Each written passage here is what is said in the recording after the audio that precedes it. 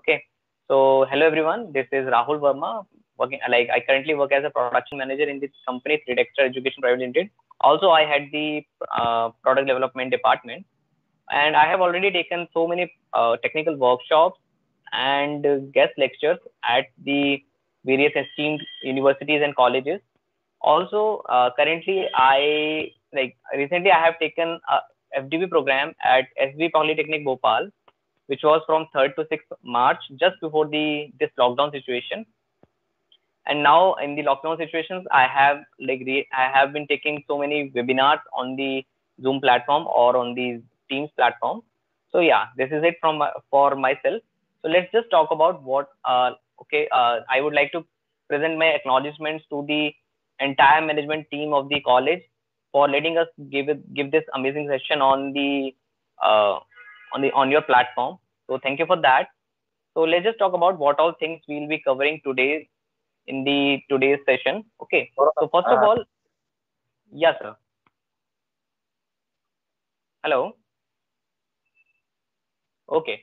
So let's just talk about what all things we'll be covering for in today's session. First thing is the development process, or how do we develop a new thing. Then I'll share you some of our learnings that we have taken up from the things that we have made till now. And third, we'll talk about how do we develop a new 3D printer. I'll tell you a step-by-step process so that we can follow and to create a new 3D printer. After that, we'll be talking about, I'll be demonstrating you a printer design that we have made, and then we'll tell you out what all design advancements that we have made from the first design to the last design. Okay, so let's just start. So yeah, the first thing is the development process. How do we develop a new thing? So I just remember, like, this is the 5 point thing that we have to do. First is we have to develop a concept, that we have to develop a thing. Then we research about it. Then we do some analysis. Then we develop the thing, and then we launch it. Right. This is the traditional product development process that you all have you must all have read it somewhere else, right? Like in the NPD process, we all learn about all these things. But the new thing is the adapt process, or the design thinking process, that we have already covered up in one of the sessions, which was taken care of by Mr. Anand Kumar Mishra. Okay, so the design thinking process is having 5 steps. First step is the empathize, define, ideate, prototype, and test. But yes, if we are going to talk about all these things, then it's going to be a waste of time. So let's just skip it and move ahead. So this is Sir, our first 3D printer Rahul that sir, we have made. Yes, sir. Yeah. sorry to interrupt. Kindly drag down the Meet Now tab bar down, sir, because it was disturbing on the time of recording. Sorry. So, sorry.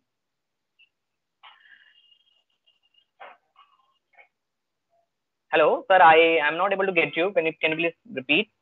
Can you drag the black box to down? No, This dialog box. Yes, little more. Okay. Yes, sir. Perfect. Thank you. Okay, sir. So yeah. So first thing is, let me just show you our first 3D printer that we have made. This is the Innovator, or you can call it as 3Dexter Innovator. So this is the first printer that we made, and in this printer, what we used was the MDF board for the frame construction, and metallic rods, and all other things that are required to make the 3D printer. But yes, in this printer you can see this bed plate, which is actually having some kind of white tape on it, is made up of acrylic. So we were not able to heat this acrylic plate, because as soon as you heat it, it is going to change its shape because of the heat. Okay, so this was one of the things that we faced while shipping this printer. And one more thing, the acrylic plate tends to get bent after some time, because of the heat application from the top of the nozzle. Okay, because the nozzle is at a higher temperature, and the bed plate is at room temperature. So whenever the material was extruded onto the top of the bed plate, it is this heat is going to get deposited on the bed plate and it is going to change its shape. So this was one of the things that we faced. And also the size of this 3D printer was 150 by 180 mm. That is a quite small size if you talk about. Okay. So what we thought was like, let's just talk about the learnings that we have taken up from this thing. So first thing was like, we have to purchase the adequate parts whenever we are making a new machine, because when what happened to us was, when we went to the market and for the purchasing of the machine, sorry, parts of the machine, what happened was like, we purchased some rods and bearings. Okay. So what we did was, as an Indian, what we did, we went to the market and asked for the cheapest things that we can find. Okay. We got the rods and the bearings at a very, very, very cheaper price. But you know what happened? Like when we took like placed all these things in a container and left it for 2 days. After 2 days, when we saw this container, it was rusted. Everything was rusted because the parts that we purchased were very cheap. This is why we have to purchase adequate parts, or you can say adequate quality parts we have to purchase. Other thing was, when we were making the first machine, there was some tolerancing that we have to do. Okay. Because whenever we are designing something, we have to put some tolerance in those parts. Okay. Whenever there is an installation, we have to give the tolerance. But whenever you are getting something cut from the laser cut, then even if there is a tolerance, then what can happen is like, there might be a slight change of the thickness of the part that you're getting cut. Okay. So what happened in the first printer was, the tolerance that we gave was according to the 5 mm sheet that we have to cut. This MDF sheet. Okay. These MDF sheet, we thought was like, we'll take it for 5 mm, and then we got it for, we went for the laser cutting, and then we got the part laser cut. But you know what happened? Like after, when we went to the shopkeeper told us like, this is 5 mm sheet, but it was almost 5.5 mm inch. Sorry, sheet. So the tolerance that we gave for that was about 1.1 or zero point 0.2 mm. And because of that sheet thickness, the sheet was very varied in the thickness. We were not able to assemble it. We had to file all the parts just to fix them. After that, we got to know like, there is a very huge difference between the software assembly and the real assembly that we are doing. For example, in the software, you must be thinking like, this is how we are going to fix one part. But what happens after some time, whenever you are making the other thing or assembling it in the real life, you might feel that like, yes, there is like, this is not how we should, like, we will be able to fix it. We have to make some holes for that. We might have to make some slots for the fixation. So this is the real thing that we need to take care of. So the key learnings for purchasing the adequate parts, the tolerances should be according to the things that we are purchasing. And the other thing, like, there is a huge difference between the assembly and software assembly and the real assembly. So we should like keep this in mind before designing a new printer. Okay, so let's just talk about our second creation that we have made. This is the DexBot, 3Dexter DexBot printer, in which what we did was, there was this is the advanced version of this previous printer. In this printer, you can see the LCD is detachable. Also, these things are made up of MDF boards. Okay, but like whenever you are putting MDF in these kind of situations, it tends to get cracked and it tends to get flimsy. Okay, so what we did was, we replaced the parts with the 3D printed ones. Okay, you can see now these parts are 3D printed. Also, the LCD is now not detachable. It is fixed to the 3D printer frame. This is the second printer that we made, and the size of this printer was 200 by 200 mm. Okay, so let's just talk about what all things we faced while making the printer. Okay, so as you can see, the printer is having a huge, having a very big platform that is 200 mm in the size. So whenever you are printing something on it, it is going to take some weight on it. So what happened was it is leaning towards the front after some time. Okay, like for example, for if you use the printer for 4 5 months, the printer bed tends to get bent from the front side, and because the printer bed is at a cantilever state, it is not a simply supported bed, so it tends to get bent. So this is one of the things.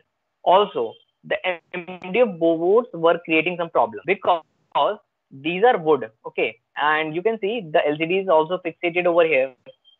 And like to fix all these MDFs, what we had to do, we had to create some slots and some holes for the bolts to attach, right?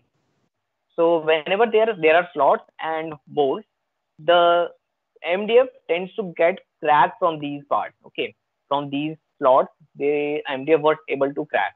So what we have to do now, we had to think about something better that we can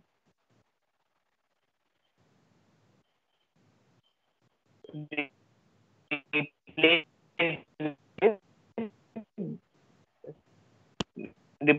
replace it as 3D. But yes, what happened in this design, you can see the huge change was the touch LCD that we incorporated, and you can see there are some aluminum rails that you can see, right? These are the aluminum extrusions that we have used to make the frame of the printer, and to support this frame, we installed the outer sheets with the acrylic.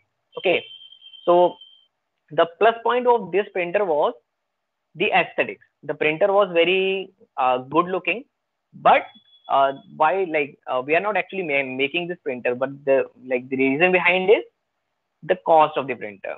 Okay, first, like using the acrylic sheet, the cost of the 3D printer increased twofold. Okay, and we had to use, what we did was we actually replaced all the MDF parts with the sheet metal parts.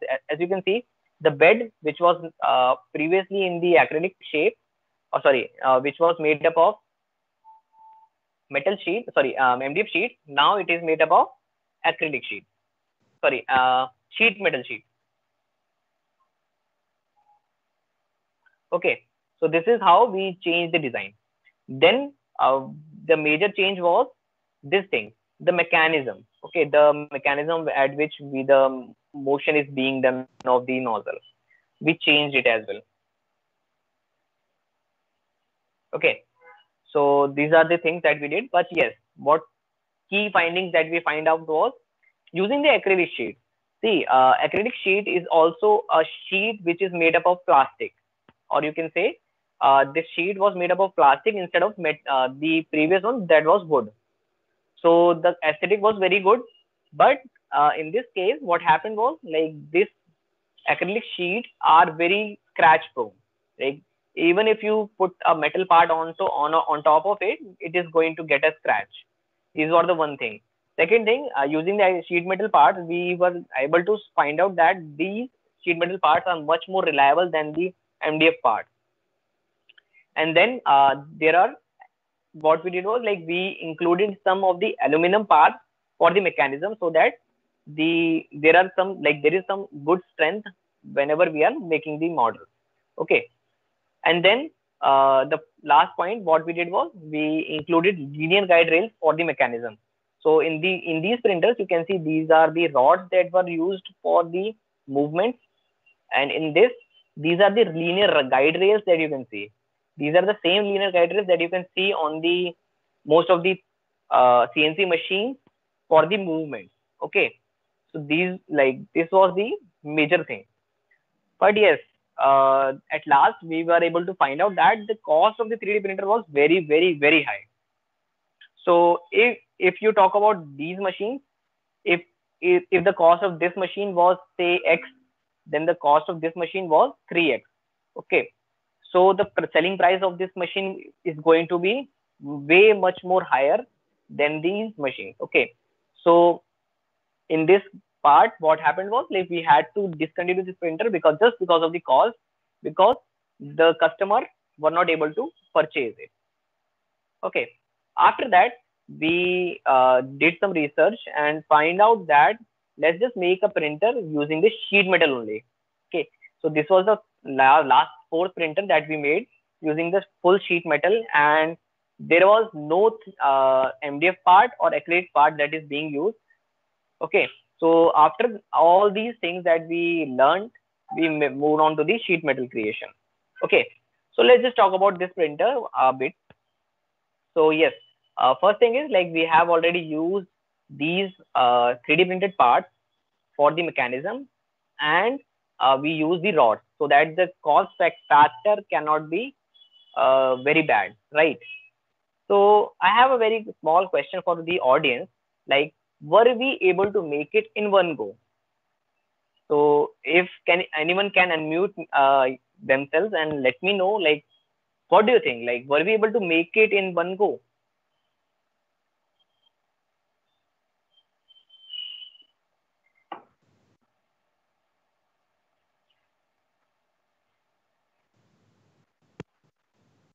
Yes, sir. I think it is possible. So I guess I'm not getting any response. Let's just continue. It is possible. So designing is an iterative process. So for each change in design, it has to go through a number of iterations, I feel. Exactly, sir. Exactly. So as you can see, like as sir has already told us that we were not able to make it in one go. Yes, that is the correct answer. Like no, we weren't able to do it. But yes, how did we do it? See, the thing is, these are the four things that were like that we should be taking care of while we are doing something new. Okay. First thing is it tolerance. Like this thing, we have to think of just a sec. Okay, so what we have to do is we have to think about the tolerancing. So first thing is how do we measure the tolerance? Like what all things we have to take in care of. Okay, right. So first thing is whenever you're making something of the sheet metal, we have to think about these three things. First is the assembly issues, like how do we are going to assemble it. Other is the bending issues. Maybe there might be some issues in the bending of the sheet metal that you are getting bent, right? You can see these are the parts that we have attached to it, and this frame is a unibody frame, and these frames are bent using the bending machine.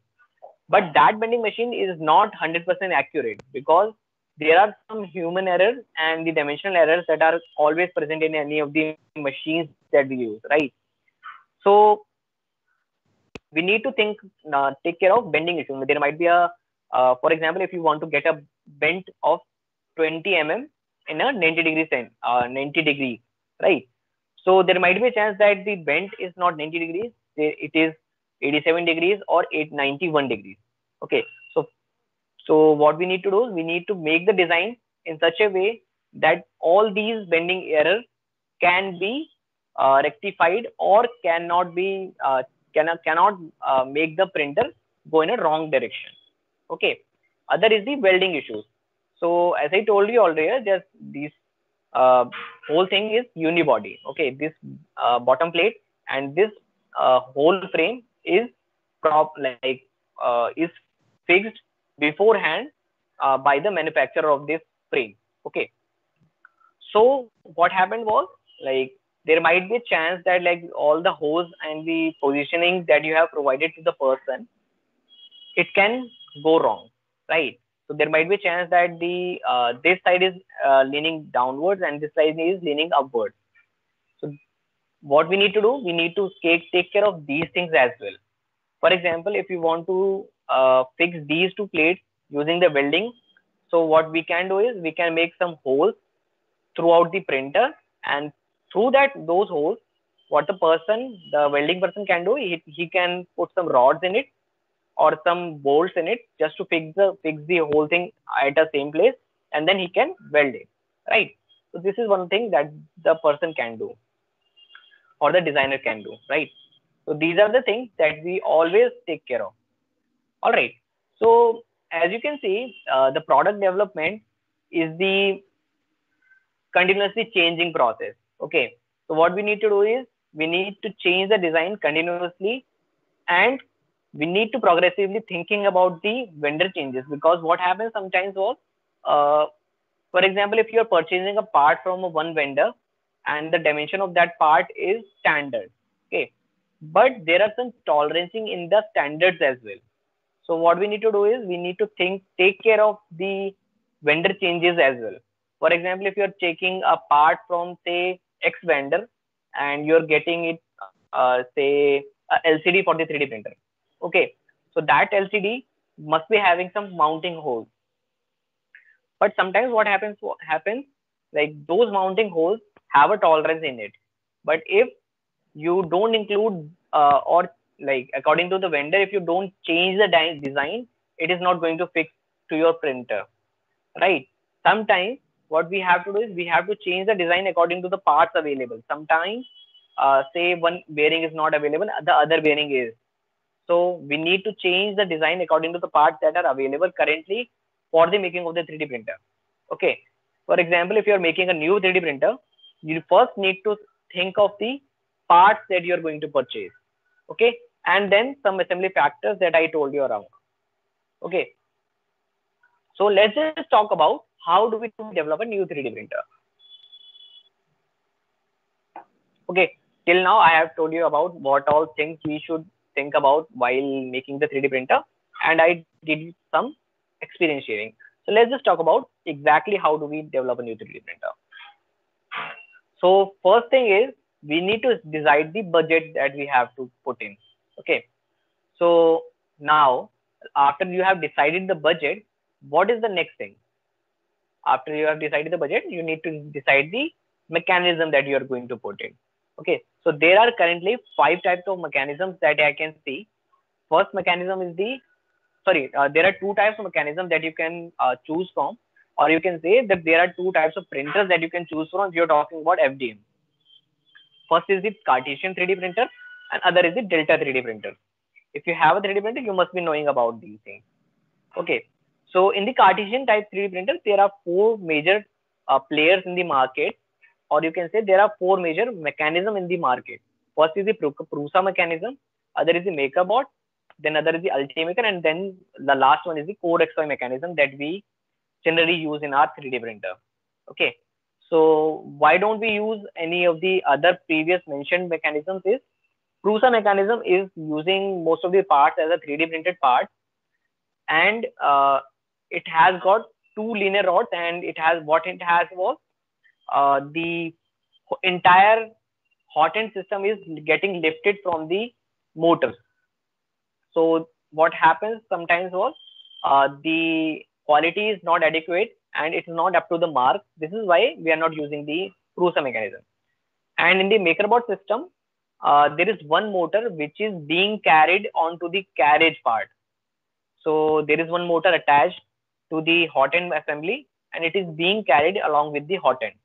So this is why we were not able to get the perfect speed in the MakerBot system. This is why we are not using it. But yes, Ultimaker system can be used because this was the first mechanism that we used in the first 3D printer.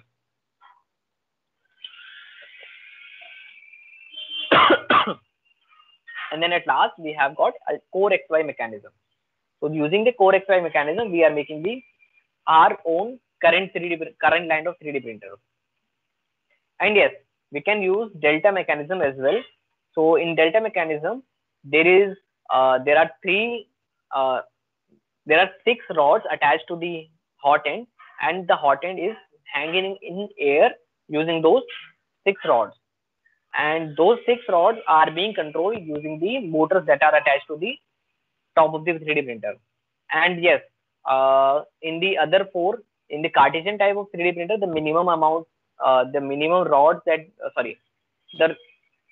motors that we have can be classified in X, Y, and Z mechanism. Okay, so we will be requiring one motor for X, one motor for Y, and one motor for Z, and then the last motor for extruder.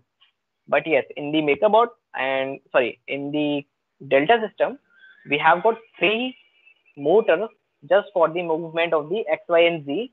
But you cannot say this motor is X, this motor is Y, this motor is Z, because the movements are being being done using the radial transformation. So one motor will be pulling the hot end up, and the other motor may be pulling it down, so that it can make a movement in X or Y direction. I'm so sorry. The printing size at which you want to make the 3D printer. So according to the 3D printer size that you want to make, for example, if you want to make a printer of say 200 mm, then you will have to find a heated bed which can suit your size. So now, if the 3D printer is of say 200 mm size, then the heated bed should be of at least 200 by 200 mm size, right? After that, we need to think of the if you want to make the other size. For example, if you want to make 250 by 250 mm size, so there is a small issue with that size because you were not able to find the proper heated bed of that size. Okay, so if you want to make a if you want to make a 3D printer, you need to first think of the printing side that you want to make, and then you need to find the available heated bed or the things that you can think of. Okay, for example, if you want to make 300 mm size, yes, the 3D heated bed is available. If you want to make a 400 size, yes, the 3D printer heated bed is available. 500 is available, but yes, 600 is not available. Then for that, what should we do? For that, we need to make a custom size 3D printer heated bed. For that, what you can do is you can actually put in 4 300 mm size heated bed to get a 600 mm heated bed. Okay, so this is how we accordingly choose the parts from the available things. After that, we need to think the hot end, or we need to find the hot end from where we can. Hot end is a part which is heated and it is extruding the material out from the nozzle. Okay, this is why it is called hot end, because it is at a higher temperature. Okay, so after choosing the hot end, like there are n number of hot ends that you can find out. Okay, so according to the hot end, you need to according to the available hot ends, you need to think, right? After that, you need to think of the extrusion type. So there are two types of extrusion. There first is Bowden and other is the direct extrusion. Bowden extrusion means like if the material is being pushed through a pipe to the hot end, okay, then it is called Bowden extrusion, because the cold end or the extrusion part is at the back of the printer and it is at a stationary state. But in direct extruder, what happens was the extruder pushes the material directly into the nozzle without using any pipe. Okay, so in this case, the extrusion mechanism is fixed directly on top of the nozzle. Okay, so this is why it is called direct extrusion. Okay, so we need to first think what all like after choosing the heated bed, after choosing the hot end, we need to think of extrusion type. So if you are using Bowden extrusion, then you need to purchase the Bowden hot end. If you're using the direct extrusion, then you need to purchase the direct hot end. All right, so all these things are interrelated. After that, you need to find the adequate size threaded rod. For example, if you are making a printer of say 300 mm size, then the threaded rod size must be higher than the required size. So in our printer, whenever we are making a 300 mm 3D printer, we use 400 mm threaded rod, and for 200 mm printer, we use 300 mm threaded rod. All right. After that, we need to think of the smooth rod, and smooth rods and threaded rods will be chosen according to the mechanism that you have selected. For example, if you have chosen the Prusa mechanism, then for one printer, you might have to use 2 threaded rods, and for the other 3 mechanisms, you might have to use only 1 threaded rod for one 3D printer. Okay. Similarly, if you are choosing the any of the mechanism that we have taken care of, like for example in Prusa, you can use rods or you can use some linear guide rails. But yes, if you are making a budget 3D printer, you should be using rods instead of guide rails, because the rods are way much cheaper than the guide rails. Okay, and then yes, according to the mechanism, we need to think of the smooth rods and the bearings that we have to purchase. All right, so let's just start the printer design. After that, what we need to do is like after you have then you have decided the printing, you have like chosen all the parts, right? You have chosen the hot ends, you have chosen the extrusion type, you have chosen the rods that you are going to use, because for example, only the 6 mm rods are available at your place. So what you have to do is you have to purchase only the 6 mm rods and the bearings according to that. If only 8 mm size rods are available, then you have to choose the rods accordingly and the bearings accordingly, right? So according to the size of the things that are available at your place, you need to start designing the 3D printer.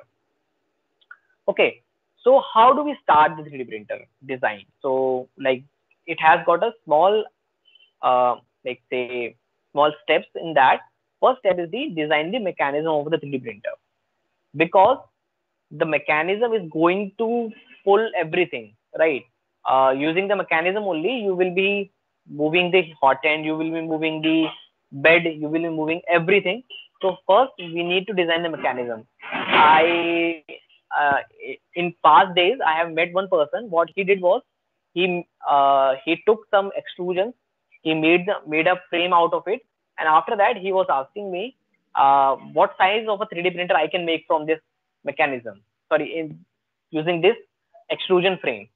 Then I already told, like, see, first of all, we need to design the mechanism, and according to that mechanism, we need to design the printer frame. But you did it in a wrong way.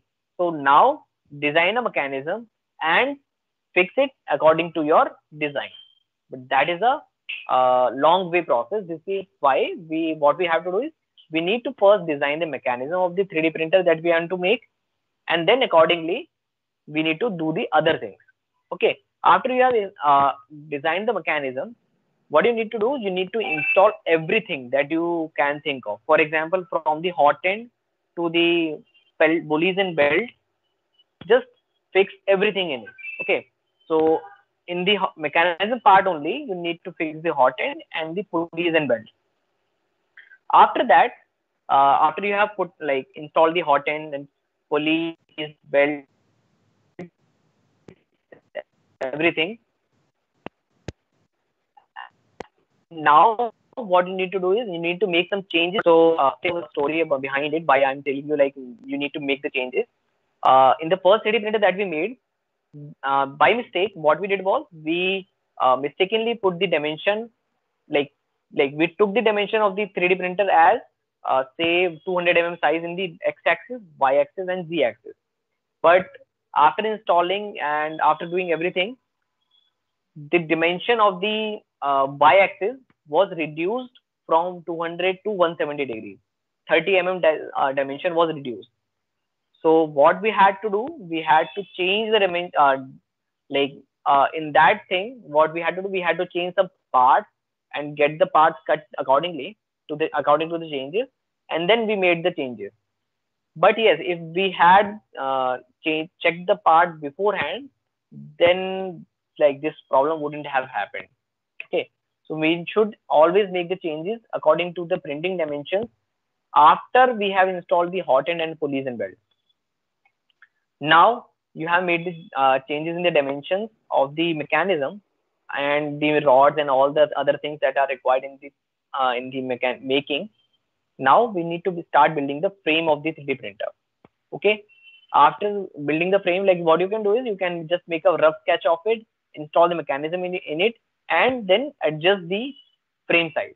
Okay, after the adjustment of the frame size in the x and y direction, for the z-axis direction, what you can do is you need to first make the bed plate and then install the bed plate inside of the frame, and then make the changes accordingly. Okay, now there is one important thing, which is to adjust the height, we always have to make some slots. See, what happens is the bed plate is actually fixed with some bolts and some springs. Sometimes the bolt size or the spring size is small, then we might have to make the bed up, move the bed up. Sorry, not the make. We have to move the bed up, and sometimes the size of the spring is very high, then we might have to move the bed down. So just for this adjustment, we need to make sure that there are some slots to attach the end stop of the bed plate. Okay. Also, I'll just tell you a very important thing. Or while making the 3D printed part, we need to always find the standard part that we can find. For example, the standard hot end, standard bearings, standard rod. Okay, if you are going to get something custom made, then what happens? The Whenever there is some issues with the part or the other thing, it is going to affect you in the later stage. Okay. Also, if yes, there is one very important thing that I forgot to tell you. If you can find it online, like if there is a part that you can find it online, always purchase it from there, because that is the place that you can find it everywhere, every time. And one more thing, if you cannot find the part online or on the market, always 3D print that part, because using that 3D printed part, what happens? You can easily create the copy of the part again and again with some changes if required, right? Now, very important thing, always make some extra holes for the assembly. For example, if you are installing some motors in, if you want to install a motor onto a plate, okay, if the hole of that motor which has to be installed is not accessible, how we are going to install it? So we need to make sure that there are always some extra holes inside of the frame or the other things that you have made, so that you can make the assembly easy, right? Also, always use holes instead of the also use slots instead of the holes, because using the slots you can actually adjust the part. Okay, if there is a slot, what you can do is, like, if you have to move the part, say left side 1 mm or right side 1 mm, you can easily do that. If it is fixed with a hole, then you won't be able to move the other thing, right? So always use holes wherever always use slots wherever you can. Okay, but yes, don't make unnecessary slots wherever it is not required. Okay, but yes, always use slots whenever there are two bent sheet metal parts that has to be attached.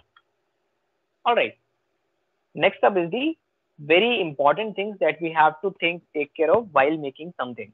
Okay, so first thing is the tolerance of the parts that we have to install, because as I already told you, like, we have to take care of the sheet metal thickness or the part thickness that we have made, right? After, we need to take care of the supports that are already present in the 3D printable part. See, whenever there is a overhang in a 3D printable part, there will be some supports attached to that part. If the supports of the 3D printable part is not or are not accessible, then we were not able to remove it, and hence the part will get unusable, right? And yes, my favorite line, extra is always better than less. So what we have to do is, we have to always make sure that everything is in extra, or everything is in excess. Excess tolerance can work. Excess holes can work. Excess printable size can work. Say if you're making a 3D printer of, say, 200 by 200 by 200 mm size, if you may by mistake made it 220, 220, 220, that is always better than making the 3D printer of size 190, 190, 190, right? Because in the 220, 220 size, you can adjust the offset of the 3D printer. But yes, in the 190 mm size, you won't be able to do anything extra, right? You have to make something inside of that 190 only, right? So extra is always better than the less. So let's just dive into our design. Okay, so I'll just show you the design of the 3D printer that we have made.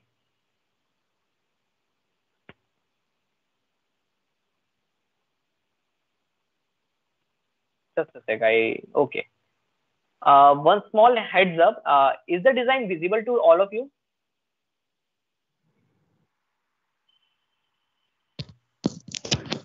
Yes, sir. Please. Okay, perfect. So I guess the design is available, visible to everyone.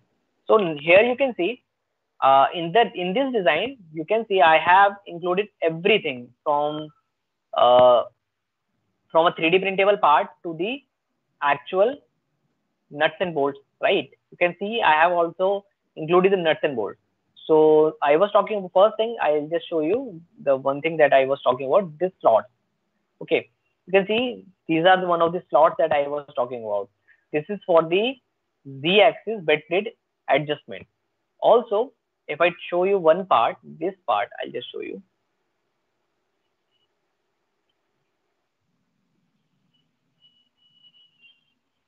So in this part, you can see here, I have got 4 different slots. So these slots are for the assembly of this part, right? So see, I'll just show you once more how this part is being assembled. This is the plate that we have to assemble. Okay, so these are the two screws for the location. Okay, these two holes will be help us to locate this profile. After that, what we have to do, we have to put some 4 holes for the uh, strength purpose. Okay, so that the part won't fall down. So we have put 4 holes over here. But how do we, like, I already told you, like, we have to take care of everything from the bending error to the manufacturing error, right? So for that, what we did was we made 4 different slots into the back part. I'll just show it to you. Right, you can see what I have made is 4 different slots for the assembly, right? Let me just turn it back. Perfect. Now you can see these are the 4 bolts that we have to install while installing the motor.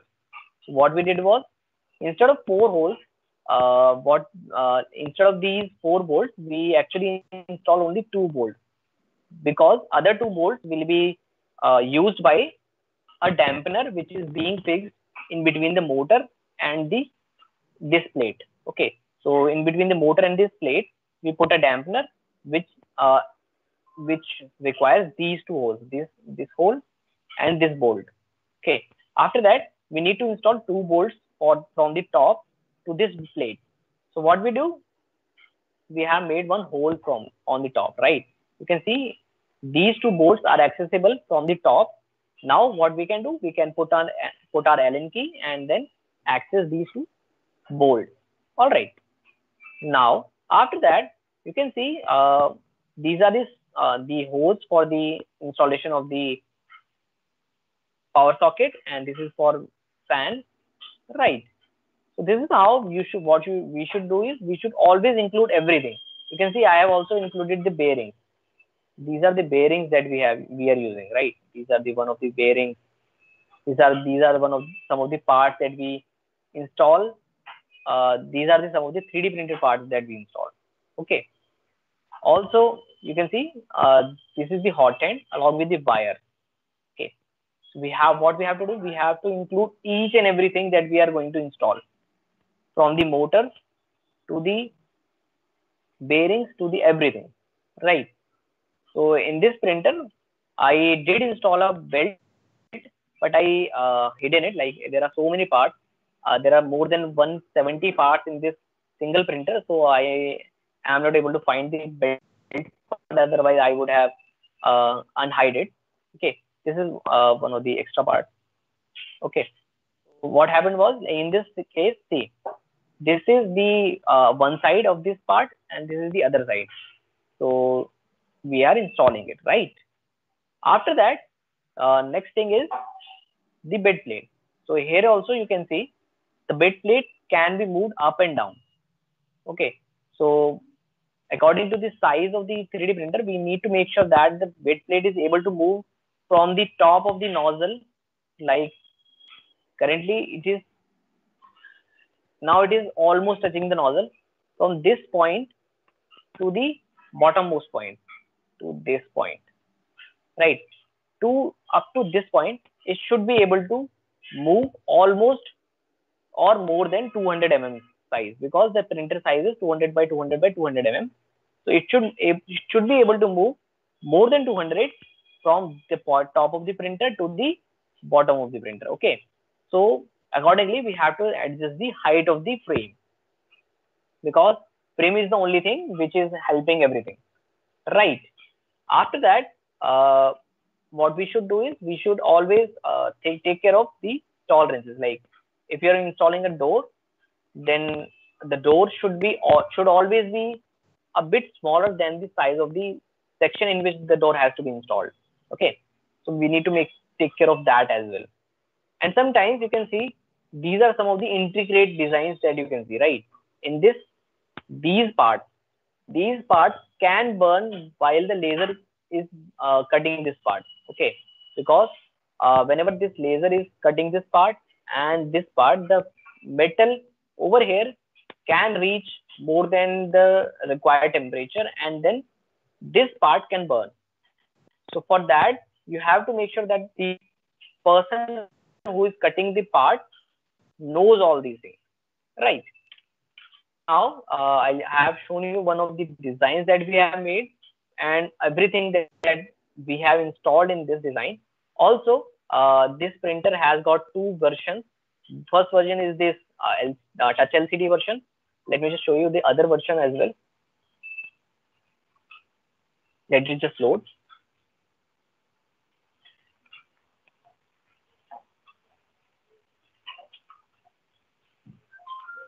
Perfect.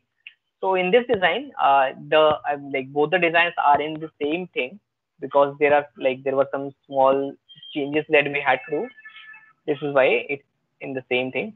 So yeah, you can see in this design as well, I have included everything, right? From the 3D printed parts to the nuts and bolts as well. Okay. So here also you can see, right? So yes, now I would like to request everyone, like if you have got time, then I can show you how do we configure the firmware of the 3D printer, or otherwise I can like push through the explanation of the 3D printer. Please let me know.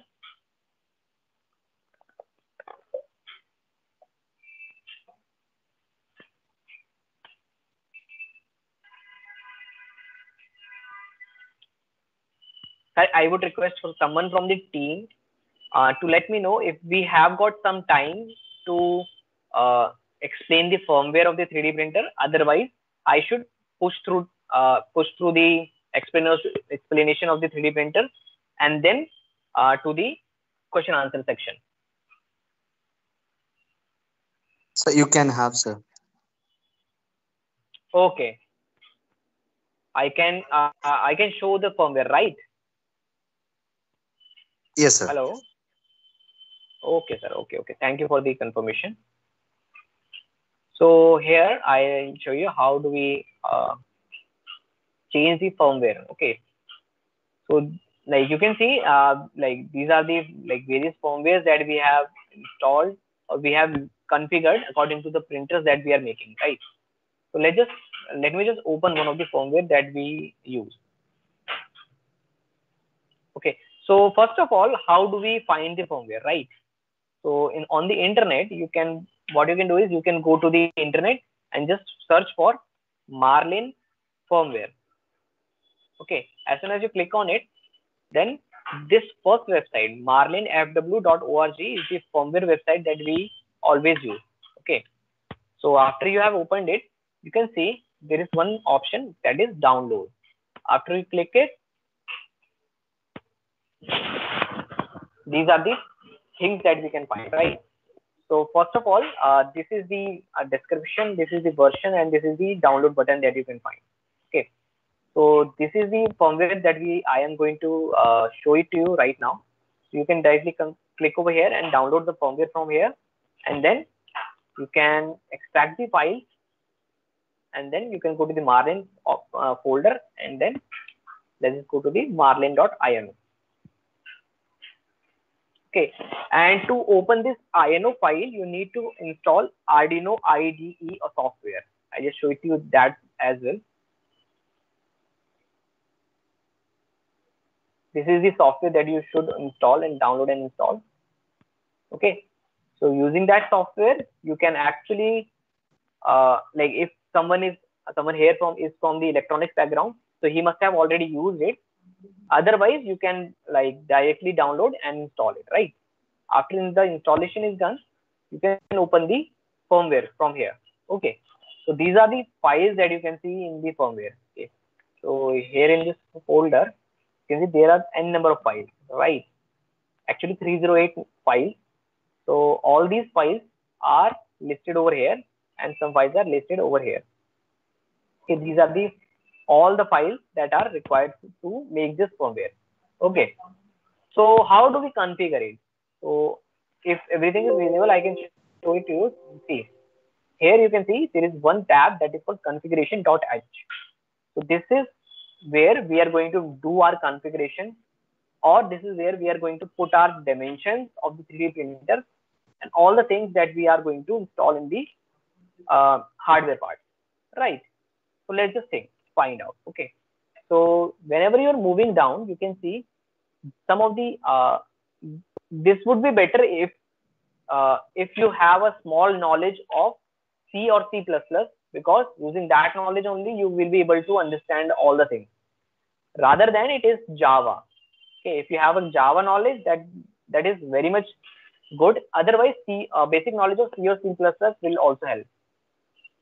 Okay, so here you can see some of the definitions that you can see, like hash define configuration.h or all these things.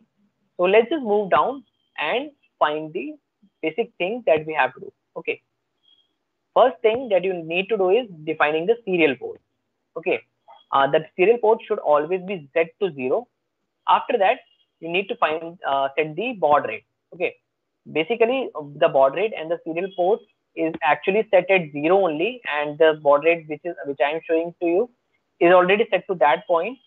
But yes, if it is not there, make sure that the baud rate is at the same level only. Okay, these are the different types of baud rates available in this software, so you can use either any of it. But yes, this is much more being used. This is why I'm telling you, like, just use that one only.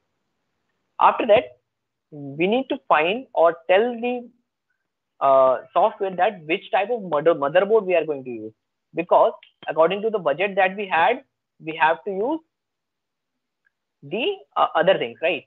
We have according to the budget, we have to choose the rods, we have to choose the threaded rods, we have to choose the motherboard, we have to choose the mechanism, right? So according to the budget, say if you have chosen the MKS Gen board, then just type in as MKS board Gen 13. If you want to find the motherboard that you have already purchased, you can go to the boards.h file. Okay, here you can find boards.h. Okay, here it is. In this file, you can see the number of types of boards that are available in this, right? RAMs 1.3, 1.4, RAMs plus. Okay, so what we were using, currently we were using MKS Gen V 1.3 or 1.4 boards. So accordingly, we chose the board as MKS Gen 13. Right. So what we can do is we can just directly copy and paste it over here. Now you can see the other thing, the custom machine name. If the LCD is showing the name, then you can define it and show the machine name onto the LCD. So the LCD of the 3D printer is located somewhere here. I'll just show it to you in the design. You see this LCD. So in this LCD, you can see the printer name. Okay. So now, according to the design, what we have to do is we have to choose the just a sec. Yeah, we have to choose the LCD name if you want to show it over there. Sir, there is a disturbance coming. Can you please mute yourself? Perfect. Next thing is the UUID, like unique ID. If you want to put a unique ID, you can put it over here. Otherwise, it is not required. Next up is the number of extruders that you are using in the 3D printer. For example, if you're using dual extruder or making a new dual extruder printer, then you need to cut this and make it 2. Otherwise, you can leave it as is. Okay. The default is extruder number 1, number of extruder as 1. And then you need to define the nominal diameter of the filament, the 1.75 mm filament. This is why I have put it as 1. And then according to the extruders, number of extruders, we need to find this thing, define or undefine this thing. So if you're using 2 extruders, okay, for example, if you're using 2 extruders and the nozzle is only 1, in that case, you need to define this thing. This is how you define it, and this is how you de-define it. Okay, or undefine it. Like if you want to undefine it, just type in 2 forward slashes. If you want to define it, just delete the 2 forward slashes that are present. Okay. After that, let's just move on to the other things. If you have a multiplexer, you can turn it on. If you want to have a switching extruder, you can turn it over here, on from here. If you have a switching nozzle, you can turn it from here. Okay. After that, let's just move down to the thermal setting. Okay. So these are the types of thermistors that are available to detect the temperature. So most common thermistor that is used is the 100K thermistor or 4.7K pull-up thermistor.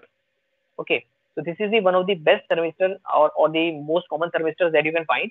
So if you have got this thermistor, then just choose a number of this, or if you have got any other thermistor, then choose a number from the available thermistor that is available, and then type it over here.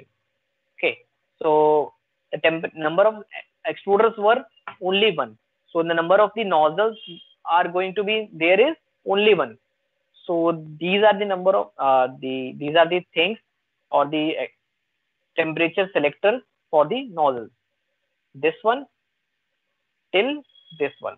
Okay, these are for the number of hot ends or the number of nozzles that you have. This is for the heated bed, and this is for the heated chambers that you have. Okay, so number of nozzle was 1. So we have taken it as 1, and we are going to use 1 heated bed. So we have put it as 1 because the thermistor for the heated bed is going to be 100K thermistor, right? So accordingly, we have put the dimension, put the thing as 1. After that, in the temperature sensor chamber, we are not going to use anything. So we have put it as 0. All right. So let's just move down to the other thing. If you want to change the minimum temperature and the maximum temperature of the 3D printer, you can do it from here. For example, if you live in a place where the minimum temperature of your surrounding goes below 5, just type in that temperature. For example, if the temperature at your place goes around, all right, and this is the temperature of the hot after you have heated up. Okay, so if it is at say 275 is the maximum temperature it is going to reach, and it is also rated for the hot end and also rated for the thermistor. So do not increase the temperature beyond its permissible limit, right? So this is this is applicable for the heat bed also. Okay, let's just move down. Then what we have to do, cold extrusion. For example, if you are going to use a material which is not going to be melted below 170 degrees, so you should keep it as 170 degrees. Otherwise, you can increase or decrease it according to the material that you are going to use. All right, and this is the length of the filament that this is the maximum length of the filament that can extrude. Okay, it is like you have to allow it because to make sure that whenever you're using the auto loading or unloading of the filament option, from the LCD of the printer. Okay, you need to change it accordingly. All right. After that, these are some of the protections that are available in the firmware. First protection is the hot thermal runaway protection of the hot end, and other is the thermal protection of the bed.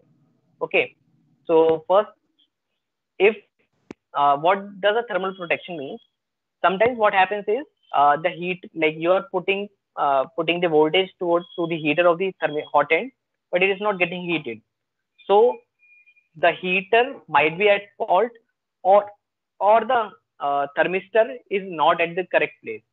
So at that point of time, the temperature of the hot end may reach very high or may reach very low. So for that, what we have to do is we have to enable the protection. Okay, this goes same for the bed also. So there is always, like, it is always recommended to keep these two settings turned on, because if the thermistor is misplaced, then the hot end or the heated bed won't be heating on its own. Okay. After that, according to the mechanism that you are using, if you are using the normal mechanism, for example, Prusa, MakerBot, or Ultimaker, there is no need to turn on any of the things. If you're using Core XY, then you might have to turn on Core XY or Core YX according to the size, or sorry, according to the mechanism type that you have. Okay. And then we need to turn on the end stops. Okay. If you're using end stop at minimum place, then you need to turn it on from X, Y, or Z min plugs. If you're using any of the pull-ups or the end stops at the maximum place, then you might have to change it accordingly. Okay. Let's just move on to the stepper driver. So if you're using A4988 stepper driver, then you can use A4988 as the name of the stepper driver. Or if you're using any or other stepper drivers, you can choose it from the accordingly. Okay. These are the things that you have to choose. These are the options, and these are the name of the stepper driver that you have to put it over here. Okay. You can just directly search it and put it. After that, let's just move down to the movement setting. Okay. So this is the one of the major settings that we have to do. These are the step settings. Okay. So these, how do we calculate the steps? See, most of the times these steps are being calculated using the steps of the motor. Okay. Maybe the motor is moving 1.8 degrees in one step, or 0.9 degrees in one step. So accordingly, we need to calculate it. And then according to the pulley size and according to the belt size, we have to calculate the steps. Okay. So we have calculated the steps for our printer, and these are the steps for that. Okay. So this is for X, this is for Y, this is for Z axis, and this is for extruder. Okay. So what does the steps mean?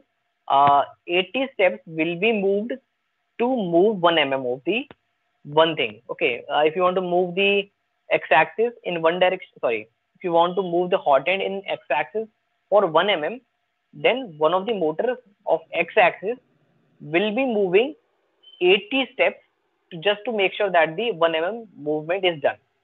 Similarly, if you are moving Z axis 1 mm, then 1580 steps will be moved inside of the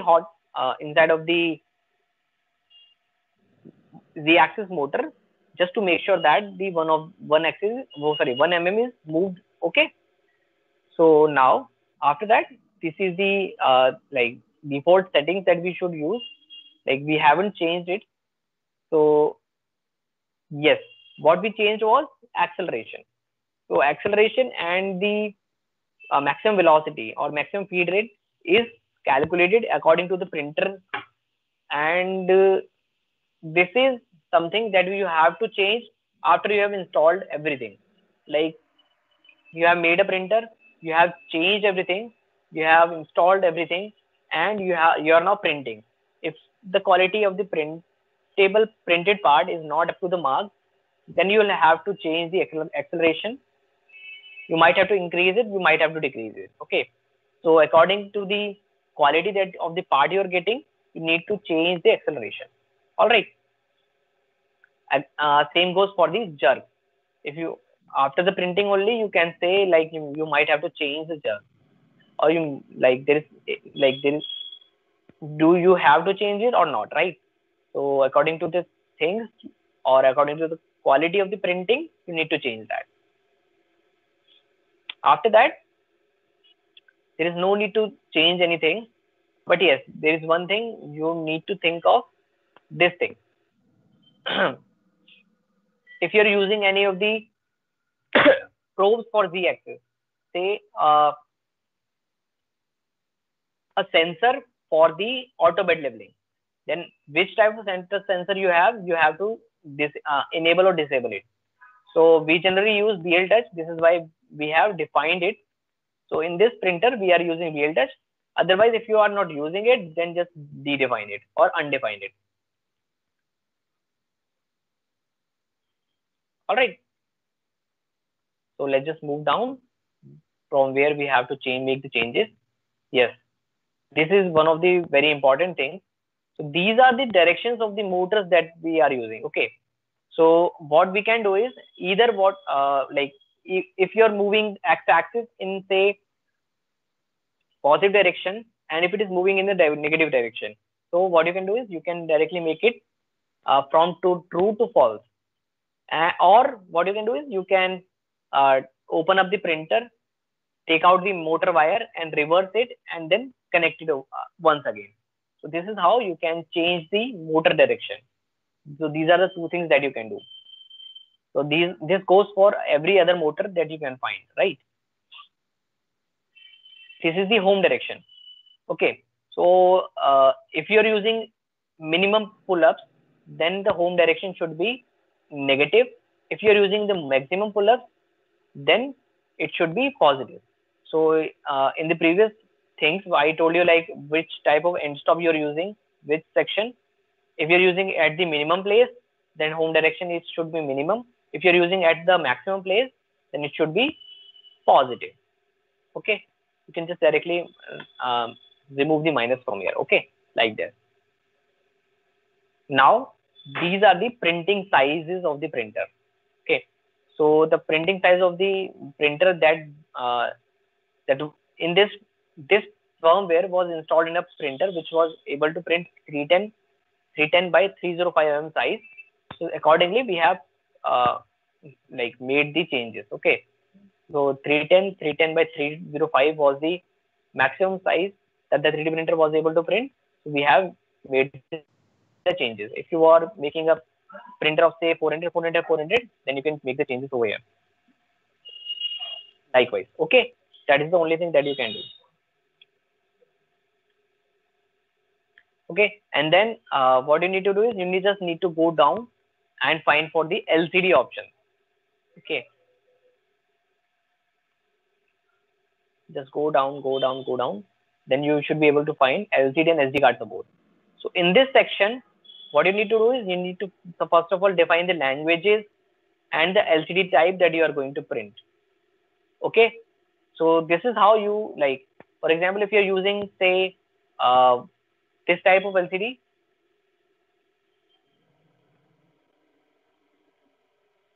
yeah. So for example, if you're using this G3D panel, then you can directly disable this thing, and then the LCD of the 3D printer will be enabled. If you're using any other LCD, you can directly find your LCD type over here and then just dedefine it. Almost every LCD that are available online or offline are listed over here. But yes, you need to make sure that the LCD is compatible with the 3D printer first. Okay, and accordingly you can define or dedefine it. Okay, so yes, we have already configured the firmware, and now next what's the next thing is we can directly install it. How do we install it? First, you need to make sure that the board that you are using is the correct board. Okay, the board that we are currently using is Arduino Mega 2560, and the processor is Arduino Atmega 2560. We have chosen the correct thing, and then just connect the board to your computer, and then install, like choose the port from here. Currently it is not available because I haven't connected anything. Then choose the port at which the board is connected, and then directly click on this button to upload it. Okay, so this is how we upload the firmware to the 3D printer and how do we configure it. Okay, and these are the machines that we are making. So first machine is the 200 mm size. In this size you can see like there are only limited types of functions that are available. First function is the Core XY. Then the additional function that we are providing is the automatic loading and unloading of the filament, and we are providing a board and extruder in this. Okay, and we can also include automatic bed leveling. Okay, but yes, it hasn't got any touch LCD. You can see the LCD is normal type knob wala LCD. After that, you can see this is the same printer that I showed it to you. This has got some touch LCD, and then this printer can also resume the print after there was a power cut. So for example, if you are printing something and it has printed 50%, and in this printer what happens is if the light goes off or the line or the power goes off, you have to reprint the other thing all over again. Okay, but in this printer you can, if the printer is printing this dragon and if it is printed 20% or 30%, then you can resume the print after the line comes or the light comes. Okay, this is the one of the additions we have made in this printer. Accordingly, in this printer, so in this printer you can see the bed is supported using these 3 rods only, and the bed is still cantilever, but it is of small size and the size is 200 mm only, and it is how and the weight is very low. This is why it is not leaning forward. But yes, if you talk about 300 mm printer, then the size of the printer is very high. The bed plate is very big. Everything is very big. So in this case, what we had to do is we had to include 6 rods just to ensure that the bed is not bending any of the directions. All right. So this is how we do this. So let's just move down. So in this printer, the additional feature that we add was the additional feature that we add was fully supported bed and a fully closed body. Okay, you can see it has got doors and top panel installed. In this case, we can install the door, but yes, the top is open. But yes, if you want to close the top, we had to make a one box kind of structure just to make sure that the pipe is easily accessible. But in this case, we have increased the overall height of the size printer, and then everything is inside of the 3D printer. This is how it can be easily closed. In this printer, the printer size is 400 by 405 or 400 by 5 mm size. So this printer has got every other feature that you can see from the previous thing. One thing which is extra here is the Titan extruder. Also, you can use dual extruder in this. You can see this is the Titan extruder, and this is where we install the filament. So here, the Titan extruder is the best extruder that you can find out in the market. So we are using that extruder, and the hot end that we are using can also incorporate direct extrusion. Okay, if you like in this printer, we have got option to select. So if you want a direct extrusion, then you can change it from board in to direct in some in small steps. Similarly, it has got the printer has just got bigger. Yes, this printer uses all rods, and this printer uses linear guide rails for the mechanism motion. Similarly, there is no much difference in between these two printers, only the size of the LCD and the overall printing size. So yes, this is all from my side. If you have any other question for me, please let me know so that I can try answering them.